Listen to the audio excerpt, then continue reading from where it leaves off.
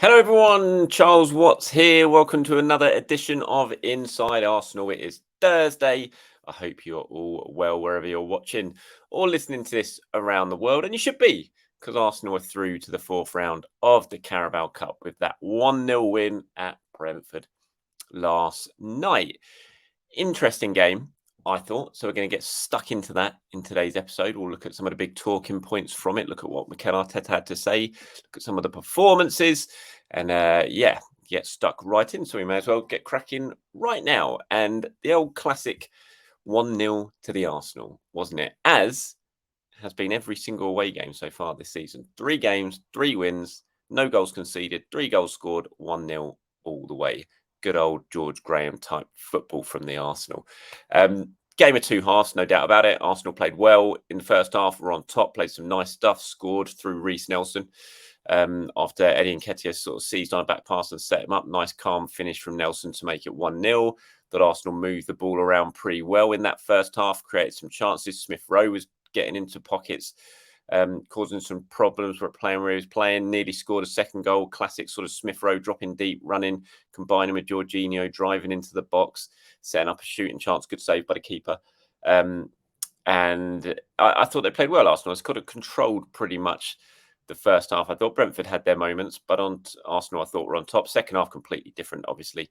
Brentford came out, played with a lot more intensity, really started to go direct, put Arsenal under pressure, as you would expect in a cup competition like this. Brentford at home, a very, very strong team who cause teams problems every single week in the Premier League, and they had a stronger team out than Arsenal, really.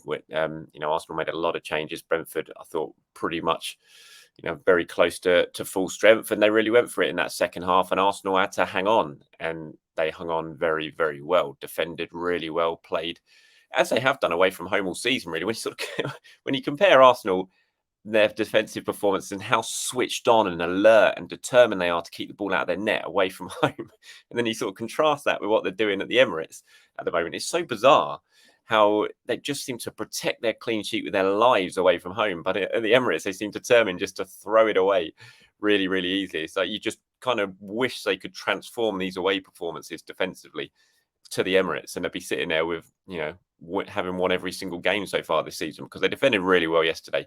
You kind of look at the stats at the end of the game, and Brentford obviously dominating in terms of the shots, and most of those, I haven't actually looked at how many of those came in the second half, but a lot of them would have come in the second half when they really started to turn on the pressure. 4 of them on target. Arsenal dominating possession, more passes, better pass accuracy.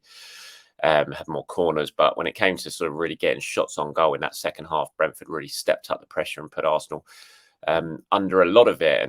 And some big performance defensively from Arsenal. Tomiyasu played at centre back alongside Gabriel. Kivior moved to left back. Ben White stayed at right back. Havertz was the kind of protecting midfielder. And I thought the defenders, they really did come into their own in that second half, especially Tomiyasu, Gabriel, Kivior. I thought were absolutely excellent. They really were. And Ramsdale made a couple of really good saves back in the side in place of David Raya, as we were all expecting he would be. He was getting a fair bit of abuse from the Brentford fans who are kind of reminding him of what's going on at the moment in terms of the goalkeeping situation at Arsenal. He had to deal with that all game, and he did it really well. Typical, of Aaron Ramsdale. He thrived on it almost. You saw him, and he made that brilliant save in the second half when he tipped the shot onto the post. The ball was still in his penalty area, and he turned around and was celebrating in front of the Brentford fans. Classic Aaron Ramsdale. Made a couple of really big saves. That was no doubt the best one of the lot. The one that he tipped onto the post, fantastic save. Other than that, he had one from distance, which was a comfortable save, but he pushed it out well when he was beaten. Late on, Kivior came sliding in and made that brilliant block. I'm still not sure. At the time, I wasn't sure, and looking at it on the replays, I'm still not entirely convinced that was definitely going in. It might have been hitting the post, but Kivior wasn't to know that, and we're not going to know that. But he got us cut out the chances of it happening anyway. Really sort of threw himself at it, ended up blocking it with his backside, I think. But it was a kind of block that typified Arsenal's performance in that second half. I thought they were really, really determined to keep that clean sheet. It was a great picture of Gabriel celebrating with Ramsdale when Ramsdale's made that save that he's tipped onto the post, I think. And Yeah, you could just see the determination in their faces. They wanted that clean sheet. They were absolutely determined to get it, and ultimately they did. And it was a really really good performance from Arsenal, sort of defensively. I thought in that second half, even if they did fall away a little bit in an attacking sense, but I think that was more down to just Brentford turning it on a little bit, and Arsenal had a lead to protect. In cup football, it was only 90 minutes as well. Obviously, there's no extra time. It's going to go straight to penalties if it ends in a draw, and Arsenal really sort of were determined to hold on to that lead, and I think they deserve a lot of credit for the way they did it. When you look at what Mikel had to say after the game, not surprising, he was happy. He said, "Really happy. In this competition, you're either in or you're out." No, sorry, you're either out, in or out, and we're in. Not exactly rocket science there, Mikel. It's a cup competition. Two very different halves. In the first, we had a lot of control and scored the goal, and we had some chances to put away, which we didn't. And in the second half, they had more aggressive approach as well. We struggled to progress the ball and travel together. We were too direct, and then it becomes a difficult game because there are a lot of duels. There's free kicks and long throws. You have to defend every time and bring everybody back to try and get out and win territory from there.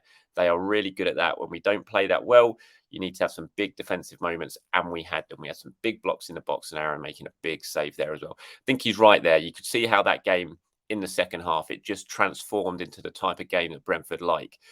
All these stop-start moments, like Mikel says, the long throws that they could constantly throw deep into the box, the free kicks that were being given away, so they could constantly get balls up in and around Arsenal's final third. And as Mikel says, Arsenal had to drop deep to try and deal with those. And then when you've got so many players dropping deep to deal with those kind of set play situations, it's really hard to progress the ball forward and break with much intent. They did do it once in that second half when Havertz did well, got down the left, cut the ball back, and Reece Nelson had that chance, which he dragged just past the far post. Eddie Nketiah having one shot as well that went straight at the goalkeeper. But other than that, it was pretty much one-way traffic in that second half.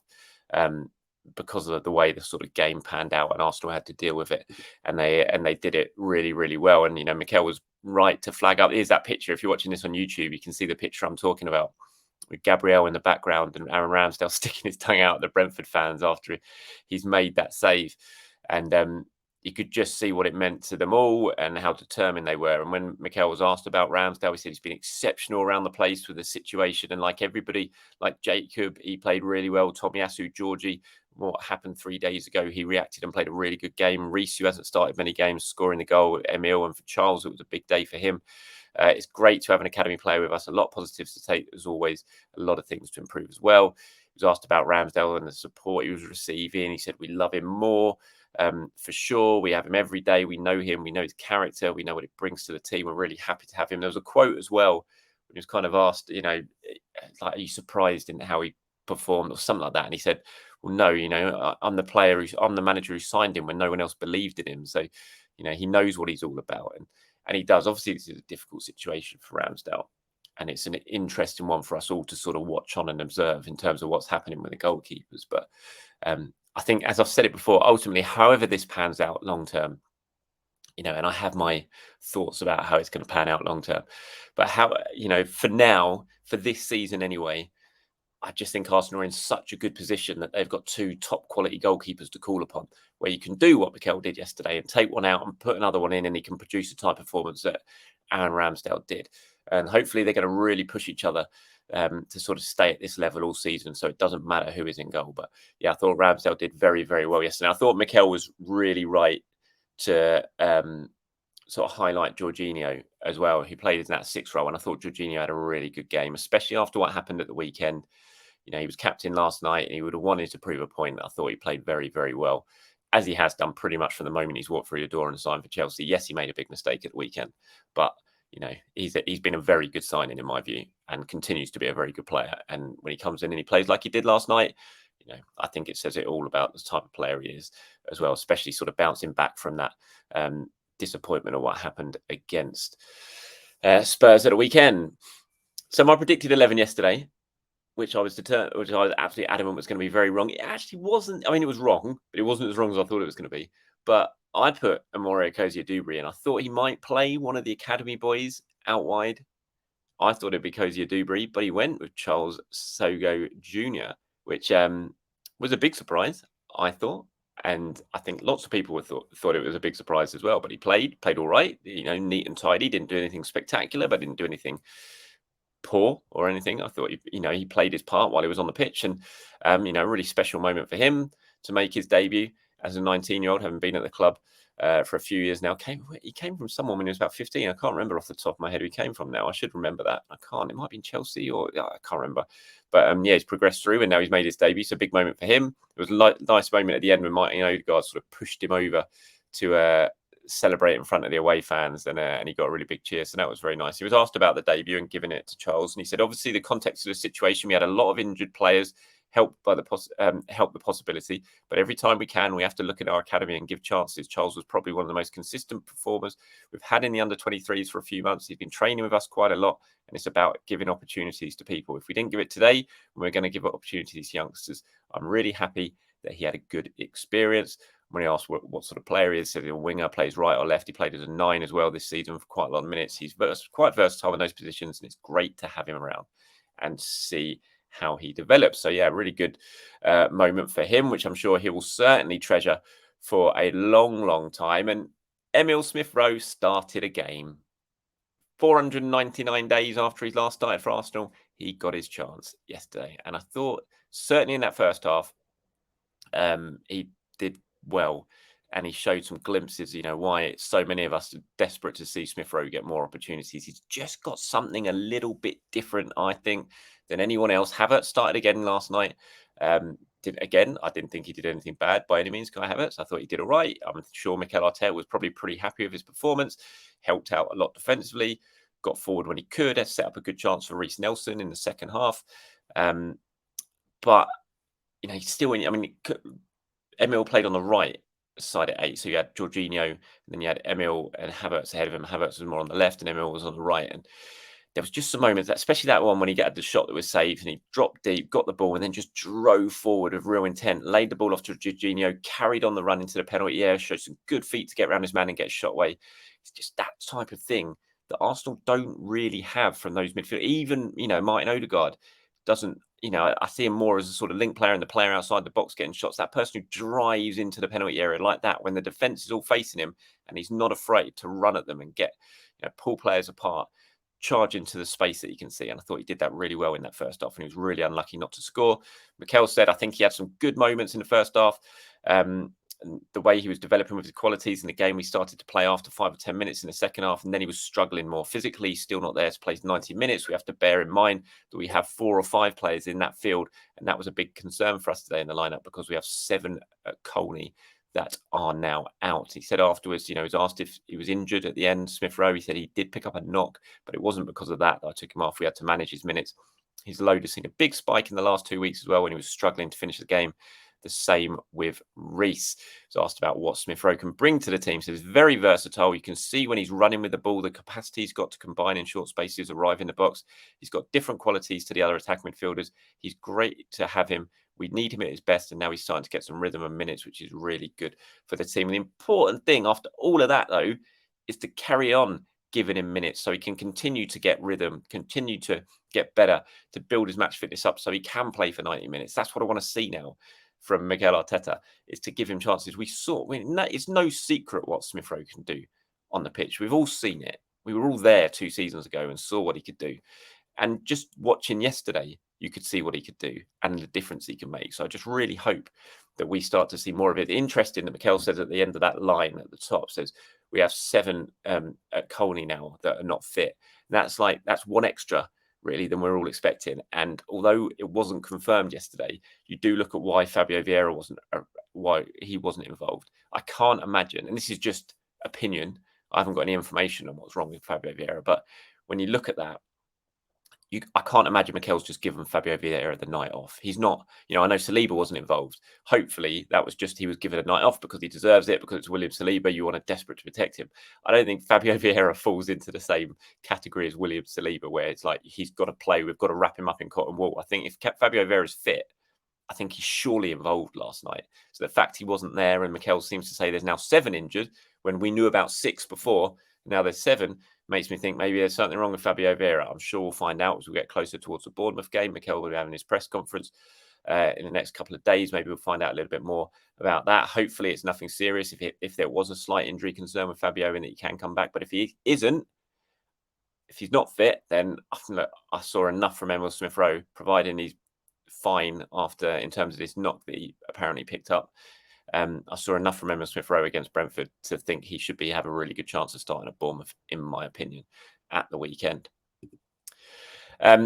Just here one from Brian Kennedy's got in touch. Says, hi Charles, how good was Tomiyasu last night? He looked right at home at centre back. Plus all the stick Havertz gets, I feel he done well last night defensively. Yeah, agree about Havertz. As I said, thought Havertz, didn't do anything wrong last night. I thought he really did help out and produced a decent enough performance. That's still not going to be enough for a lot of people, and understand that, because you don't want to pay 65 million for an attacking midfielder and then just say, oh, he did all right defensively. He needs to start doing more in the final third. Almost got an assist yesterday. Unlucky not to when Reece Nelson dragged that shot wide, but we still want to see more from Kai in an attacking sense. But I don't think he did anything wrong last night. I thought he was fine. I didn't think he was bad. So yeah, I thought he did well. But Tomiyasu, I thought was excellent. Tomiyasu, Kivior, and Gabriel were just all excellent. You could have, and actually Aaron Ramsdale as well. All four of those, you could have just put all their names into a hat and plucked them out, I think, and given a man a match. For the four of them, I thought they were very, very good. They threw their bodies on the line. I've talked already about Kivior's block. Tomiyasu did some of them as well. He does look very, very good at centre back, I have to admit. He's obviously played very well there for Japan. When I saw the lineup yesterday, I thought, oh, probably it's going to be Ben White alongside Gabriel and Tomiyasu at right back. But it wasn't. Ben White stuck out at right back, and Tommy played at centre back. And he just delivered a type of performance that we've all seen from him when he plays for Japan. And he's just such a versatile player. You can play him at right back, at left back, at centre back, and you just know you're going to get a decent 7 out of 10 at least performance out of Tomiyasu. He's such an important player in this squad.